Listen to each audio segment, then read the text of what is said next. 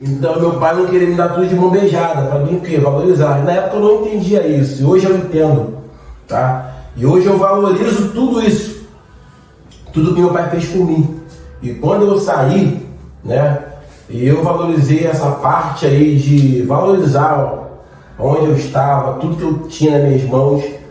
E eu tinha, às vezes eu ficava muito nessa, meu pai queria me dar tudo, meu pai não podia me dar tudo. E na época, Marcos, eu tava para casar. Agora imagina a sua cabeça, você vai casar, né? Você quer dar uma condições melhor para sua esposa, para sua família.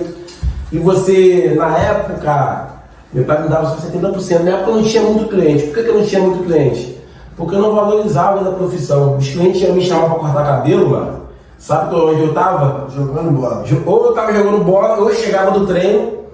Meu pai falou assim, Bruno, os clientes estão te chamando lá. Aí sabe onde eu tava? Deitado no sofá dormindo. E eu não valorizava o dom que eu tinha nas minhas mãos. Aí não funciona. Não funciona. Aí foi nessa que eu resolvi sair, porque meu pai queria me ensinar, eu não valorizava isso.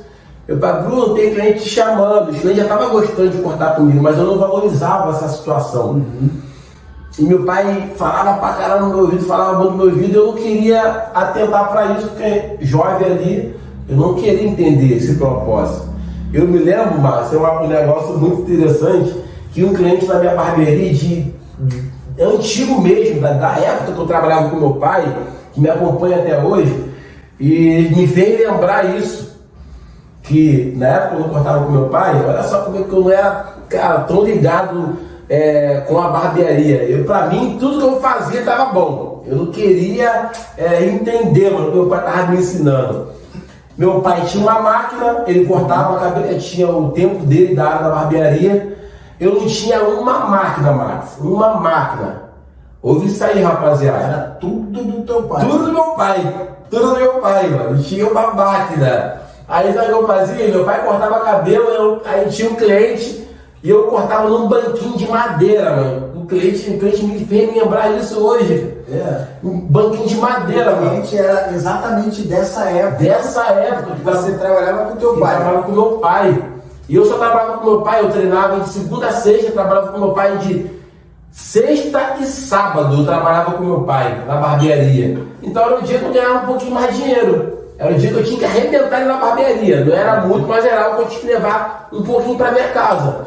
E na época, né? Na época, o cliente me fez lembrar sobre isso aí. Eu trabalhava, meu pai cortava, meu pai tinha a cadeira dele, meu pai tinha anos de barbearia. Eu ainda estava iniciando ainda, mas achava que eu não podia. Já estava. Meu pai, não é assim.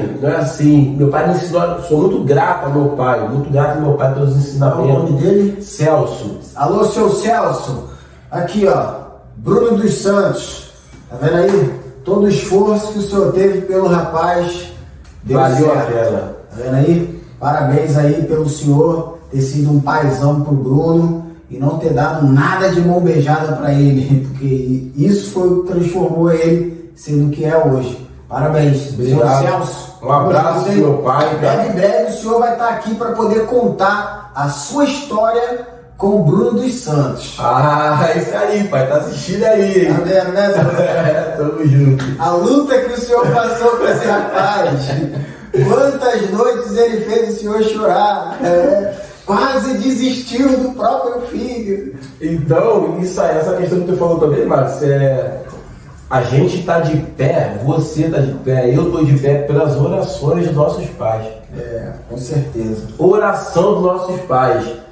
O que seria de nós se não fosse Deus e nossos pais estamos de joelho ali pelas madrugadas orando por nós? Por isso que nós estamos aqui, sendo sustentados por Deus e pela oração, os joelhos dos nossos pais. Tá? Saiba você que está nos assistindo aí, tem gente orando por você, tá? Tem gente chorando pelas madrugadas, orando para que tudo dê certo na sua vida, como está dando certo na minha e deu certo na vida do Max. E na época, Max, eu me lembro que um banquinho de madeira, meu pai, ó, vai trabalhar aqui, um espelhinho pequenininho que tinha lá na barbearia do meu pai, e era isso que eu tinha naquele momento. E Eu esperava um negócio muito interessante que o cliente fez me lembrar na barbearia, velho. Eu me lembro que, cara, é uma coisa que eu vou contar isso pro resto da minha vida. Todos os workshops que eu for dar, eu vou contar isso porque isso é algo que abre a mente dos barbeiros, né? Eu esperava meu pai cortar cabelo. Quando meu pai acabava de cortar o cabelo, eu esperava ele acabar de cortar o cabelo. Quando ele ia fazer o acabamento, eu pegava a máquina dele, aí já começava o meu corte. E tava ali começando o meu corte. Na época eu cortava muito rápido. Então pra mim era vantagem, eu tava cortando muito rápido ali e tal. Aí, qualquer momento, meu pai, preciso da máquina. Meu pai pegava a máquina na minha mão. Parar o corte lá. Tinha que parar o corte do jeito que tava. O meu pai, isso aí, revezamento. Porque eu não tinha máquina. Então quem era o dono ali era ele. Então eu tinha que entender. Só que na época, eu jovem, mano, eu falava, caraca, mano. E não passava pela cabeça do cara ter que comprar uma máquina. Comprar uma máquina. Aí os clientes falavam pra mim, meu pai falava pra mim assim, os clientes, cara, compra uma máquina, mano. Mas só que não era ainda que eu queria, mano. Não era que eu queria ainda. Eu tenho que comprar uma máquina, pai. Tá na hora de você comprar a sua máquina, cara. Eu falava, comprar uma máquina do quê? Quase abandonou. Comprar uma máquina. Minha mente era comprar roupinha, bermudinha, andar no pano, pique jogador, que meu sonho era esse mesmo. E na época eu jogava no Olaria, na época eu tinha um dinheirinho que o empresário me dava na época, e pra mim ali era pouquíssima coisa. Eu pegava aquele dinheiro da barbearia, juntava com esse. Eu comprar perfume, tirar onda, comprar perfume caro, mas não era ainda o momento daquilo. Não era o momento de fazer isso, mas só que a mente da gente é muito fechada, acontece essas coisas, mas não era o momento para falar, cara, tu compra isso, tu compra aquilo, e você precisa comprar uma máquina. Só que eu não valorizava a barbearia.